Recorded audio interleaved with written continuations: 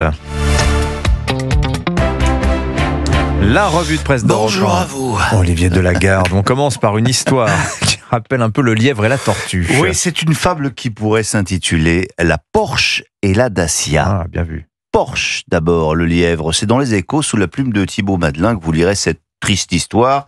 Alors, faut-il vous rappeler que l'entreprise mythique a été bâtie autour d'un modèle de légende, la Porsche 911. Savez-vous, par exemple, que le numéro de téléphone du siège du constructeur commence par 911, que l'action en bourse a libellé P911 et qu'en 2017, les employés ont reçu une prime de 9 911 €.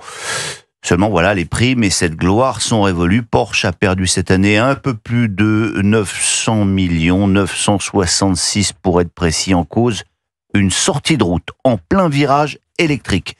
La marque a surestimé l'appétence de ses clients pour cette motorisation. Porsche vient d'ailleurs d'annoncer, après des années d'investissement, un retour vers le thermique. Il n'y a pas encore de panique. Le climat interne est normal, assure un employé croisé devant l'usine. D'autres sont plus sceptiques.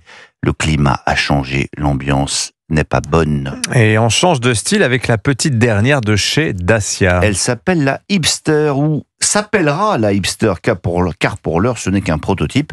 Vous la découvrirez dans le Figaro, qui lui consacre une pleine page, et c'est vrai qu'elle vaut le coup d'œil, car elle est peut-être en train d'inventer l'automobile de demain. Son look, d'abord, un côté cubique, qui n'est pas sans rappeler la Range Rover, mais en beaucoup plus petit, 3 mètres de long et aussi large que haute, 1,55 m. C'est le format inspiré, vous savez, par les kei-cars japonaises. Oui, les micro-voitures. Exactement, Sylvain Resser.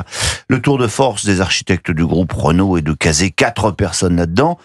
Mais ce qu'il y a de plus révolutionnaire, c'est son côté sans fioriture. Les portes s'ouvrent à l'aide d'une sangle, les vitres sont coulissantes, l'équipement réduit à sa plus simple expression comprend une station d'accueil pour smartphone, car c'est votre téléphone qui fait office de tout, système multimédia, radio pour écouter Europe 1, et qui sert aussi de clé digitale. Bref, zéro gadget du zen de chez Zen. Mais cette austérité a un double avantage, son poids, moins de 800 kg, du jamais vu pour une voiture électrique, parce qu'elle est électrique, et son prix, imbattable, 15 000 €. Bon, c'est bien joli tout ça, mais pour passer du prototype à la grande série, Dacia a besoin de convaincre les instances européennes de créer une nouvelle catégorie de voitures sans toutes les normes et les réglementations qui se sont multipliées ces dernières années. Et ça va être dur, vous savez, du genre le bip-bip qui se met à retentir quand vous bouclez pas votre ceinture. Tout cela alourdit le prix et le poids des voitures. Débarrasser de nombreuses aides à la conduite, ces voitures seraient limitées en termes de puissance, mais bénéficieraient d'un coût d'usage maîtrisé. Et évidemment, ce sera quand même moins tape à l'œil qu'une Porsche. Mais il faut savoir ce qu'on veut, Dimitri. Oui. Et si la Hipster était un homme politique ? C'est une drôle de question, ça. Oui. Eh ben, je vais vous faire une drôle de réponse. Ce serait peut-être Javier Milei, un homme qui veut alléger le rôle de l'État dans son pays, qui coupe dans les services publics comme Dacia dans les aides à la conduite. Un homme qui veut se libérer des normes et des gadgets pour gagner en efficacité. C'est en tout cas le grand vainqueur du jour, n'en déplaise à toute la gauche européenne qui le déteste presque autant que Trump. Et à la une de l'opinion, Rémi Godot, lui, se régale de la caricature que certains avaient fait de l'Argentin.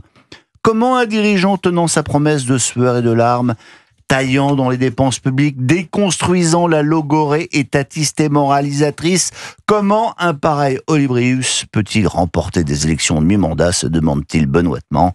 À croire qu'un cap cohérent, un message d'émancipation clair et une exigence sincère de responsabilité peuvent durablement soulever les foules, répond-il, et d'ajouter que cette victoire de Milei devrait être une leçon pour la France. La revue de presse d'Europe 1, Olivier Delagarde. Tiens, la Porsche 911, elle devait s'appeler la 901. Elle s'appelait la 901 et Peugeot a attaqué en justice Porsche pour le 0. Et oui. Voilà, et c'est ainsi Bien que sûr. la 901 est devenue la célèbre 911.